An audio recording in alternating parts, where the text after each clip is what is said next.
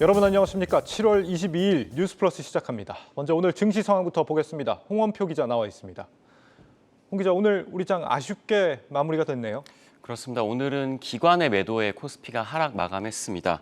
장 초반에는 좀 잘 버티나 싶었던 코스피가 장 막판으로 가면서 힘을 잃으면서 2,400선을 내줬는데요. 예. 유가증권 시장에서는 기관이 3천억 원 이상 팔았습니다. 코스닥에서는 외국인이 700억 정도 팔았는데 원달러 환율도 좀 안정을 찾나 싶었는데 오늘 5원 이상 오르면서 1,313원을 기록을 했습니다. 예. 오늘 국내 증시의 약세는 6월 생산자 물가지수가 역대 최고치를 나타낸 것도 좀 부정적으로 영향을 미쳤습니다. 네, 생산자 물가는 보통 이제 한두 달 차를 두고 소비자 물가에 영향을 주게 되죠. 지금 오름폭 자체는 생산자 물가가 크게 좀 살짝 둔화가 됐는데 1년 전보다 비교해서 9.9% 올랐다라고 하거든요. 9.9%. 이 웃을 수 있는 상황은 아닙니다. 그리고 요 며칠에 이제 글로벌 주요 기업들 실적 변화에도 투심이 영향을 크게 받고 있는데 오늘은 이 스냅의 실적 부진이 외국인들 투심에 영향을 크게 준 걸로 분석이 되고 있습니다. SNS 스냅챗을 운영하는 기업이죠. 시간의 주가가 27% 가까이 빠졌는데 이 온라인 광고 매출이 꺾이고 있다. 다시 말해서 이 경기 침체 때문에 기업들이 지금 마케팅 비용을 줄이고 있다. 이런 사실이 확인이 된 겁니다. 이것 때문에 지금 뭐 알파벳, 뭐 메타, 핀터레스트 이렇게 온라인 광고 매출을 갖고 있는 기업들 전반적으로 주가가 좀 부진했습니다. 또 중국에서는 상반기 게임 유저가 2008년 이후 처음으로 감소했다는 소식이 나왔습니다. 외국인들 투심이 오늘 이런 이유들로 좋지 않았다라는 분석입니다. 자, 홍 기자, 유럽중앙은행이 22년 만에 금리 크게 올렸습니다. 지금 이렇게 되면은 이제 강달러 현상이 조금은 뭐 진정이 될 거다 이렇게 예상을 했는데 오늘 우리 환율은 오히려 올랐거든요. 어떻게 봐야 됩니까? 그렇습니다. 일단은 뭐 유럽 중앙은행 예상을 깨고 25bp가 아니라 빅스텝을 밟았습니다. 예. 빅스텝 밟은 건 22년 만에 이제 처음 있는 일인데요. 아무래도 이제 인플레이션 우려에다가 유로화 가치가 많이 떨어졌기 때문입니다. 유럽 중앙은행이 이 빅스텝을 결정을 한 만큼 좀 강달러 현상이 누그러지지 않을까 일단 시장에서는 좀 기대를 하고 있습니다. 예. 다만 이제 우리 증시 같은 경우는 다음 주에 이제 FOMC가 남아 있기 때문에 좀 이렇게 관망세가 짙어지면서 좀 불안한 장세가 이어지고 있는데요. 또 간밤 뉴욕 증시에서 테슬라가 굉장히 많이 올랐습니다. 800달러를 이제 다시 넘어섰는데 사실 요 테슬라 효과가 우리 증시에서는 2차 전지주에만 조금 영향을 미쳤고 시가총액 상위주들은 대부분 하락을 했습니다. 그렇군요. 지금 EU 금리 인상에도 달러 인덱스가 그렇게 많이 하락하지는 않았거든요.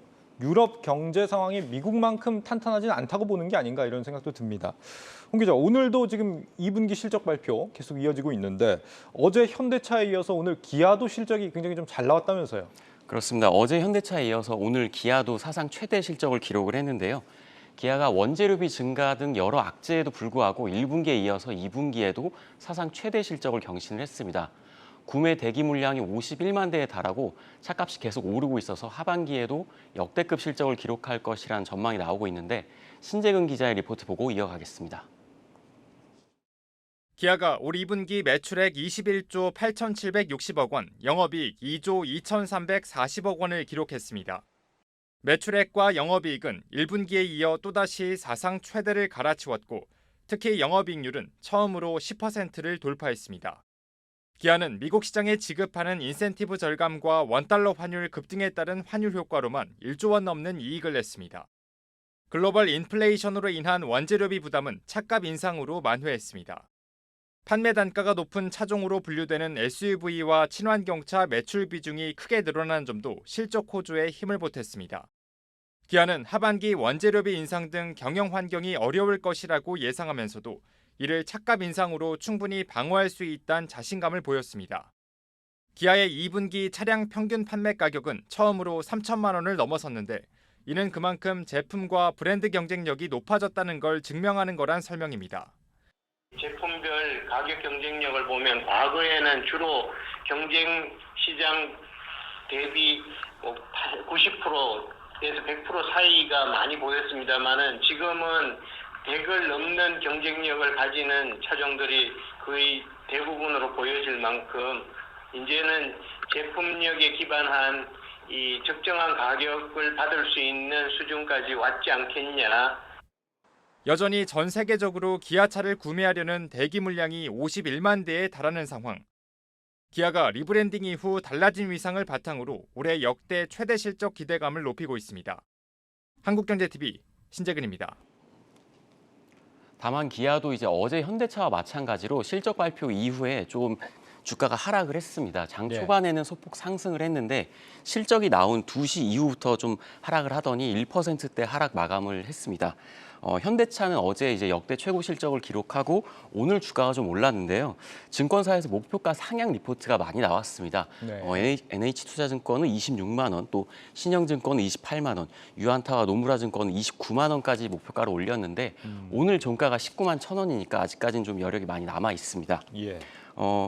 증권사들이 일단 현대차에 대해서 거시 경제가 좀 불확실성이 여전히 남아있긴 하지만 그래도 이제 현대차에 대한 브랜드 인지도가 점점 높아지고 있고 또 수요도 견조하다는 그런 분석들을 내놨습니다. 그렇군요. 금융사들도 실적 발표 오늘 계속 이어졌는데 혹시나 했는데 뭐 역시나였습니다. 오늘도 이 역대 최대라는 말 거의 매일같이 보는 것 같은 기분이에요.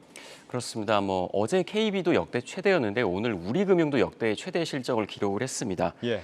신한금융 같은 경우는 전분기 대비해서 순이익이 11% 이상 올랐고 우리금융은 24% 오르면서 사상 최대를 기록을 했습니다. 하나금융은 아니네요. 그렇습니다. 하나금융은 일회성 비용이 좀 많이 발생을 하면서 소폭 이제 하락을 했는데 예.